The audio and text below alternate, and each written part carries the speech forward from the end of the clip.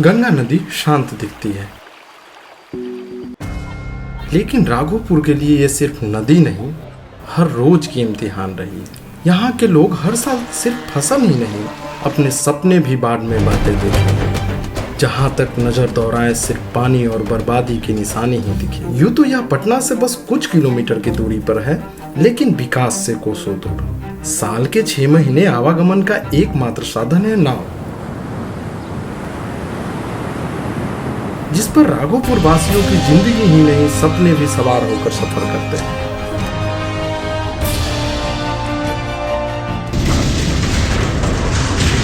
छह महीने के लिए दूसरा साधन है पीपा पुल, जिसकी हिलती हुई स्ट्रक्चर पुल में ही नहीं, यात्री की रूह में भी कंपन पैदा कर देती है।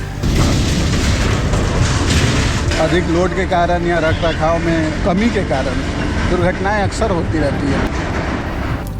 इस संघर्षमय आवागमन ने न केवल हमें बिहार की मुख्यधारा से अलग थलग रखा है, अपितु हमारे स्वास्थ्य, शिक्षा और रोजगार पर भी गहरा प्रभाव डाला है। एक सुबह नदी तट पे शहर से आए आधुनिक मशीन दिखाई पड़ता है। कच्ची दरगाह बिद्दुपुर 6 लेन का काम शुरू हो चुका है। आइए इस विशाल पुल के बनाए जाने के पीछे की कहानी बताते हैं। राजधानी पटना से हाजीपुर तक का गंगा नदी पर बना महात्मा गांधी सेतु जर्जर स्थिति में था। भयंकर जाम मरम्मतीकरण के काम के बीच दक्षिण बिहार से उत्तर बिहार जाना किसी जंग जीतने जैसा था। उधर पटना से 10 किलोमीटर पर विकास से कोसों दूर राघोपुर की जनता चुनाव दर चुनाव चले आ रहे वादे और आश्वासन के बीच एक अदद पुल की आस लगाए बैठे थे। तभी तत्कालीन मुख्यमंत्री द्वारा इस चिर प्रतीक्षित पुल की आधारशिला रखी जाती है। आइए हम आपसे इस पुल की संरचना के बारे में जानकारी साझा करते हैं। यह एक प्रकार का एक्स्ट्रा डोज केबल ब्रिज है। सबसे पहले नदी में गड्ढा खोदकर पाइलिंग किया जाता है, तब जाकर एक पाए का निर्माण होता है।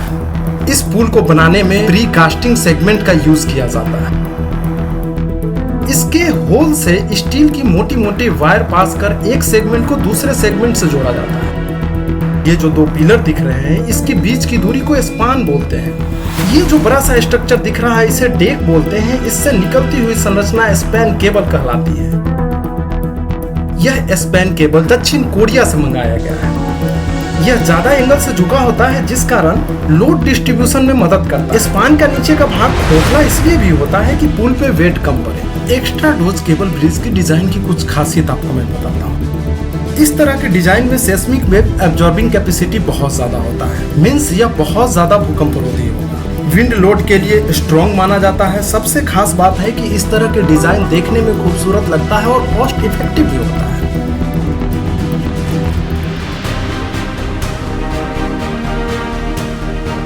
दोनों तरफ 3+2 पैदल लेन वाली 9.76 किलोमीटर का यह गंगा नदी पे बनने वाले भारत का सबसे बड़ा पुल है। यह न केवल उत्तरी बिहार को दक्षिणी बिहार से जोड़ने वाली लाइफलाइन साबित होने वाली है, यह भारत के विकास में भी अपनी महत्वपूर्ण भूमिका निभाने वाली है। यह पुल उत्तर में बिद्दुपुर तक और दक्षिण में कच्ची दरगाह तक फैला हुआ है।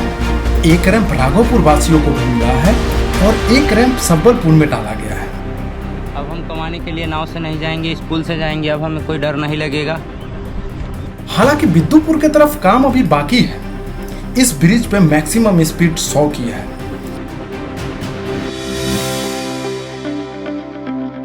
यह पुल राष्ट्रीय राजमार्ग 31 को राष्ट्रीय राजमार्ग 322 से जोड़ता है, यानी पटना से लेकर वैशाली, समस्तीपुर और दरभंगा जैसे जिलों तक तेज, चौड़ी और बाढ़ से सुरक्षित कनेक्टिविटी।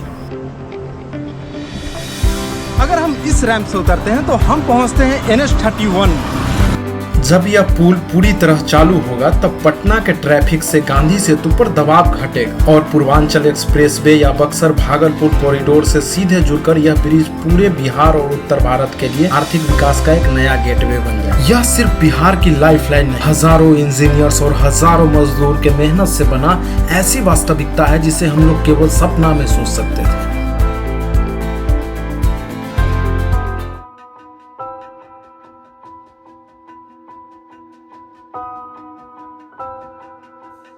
आ गए कि पुल बना।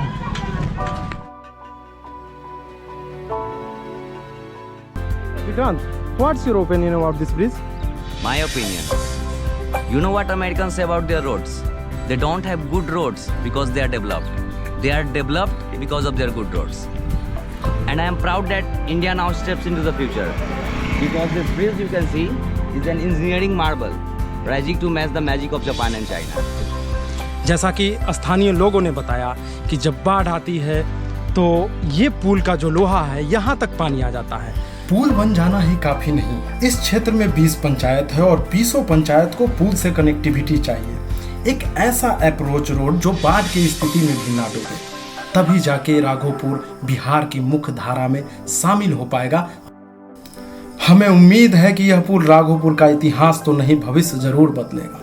पढ़ाई की राह, इलाज की सुविधा, नौकरी की उम्मीद अब नाव पे अटका नहीं रहेगा। कुछ सपने वक्त मांगते हैं, कुछ सपने धैर्य। राघोपुर ने दोनों दिया।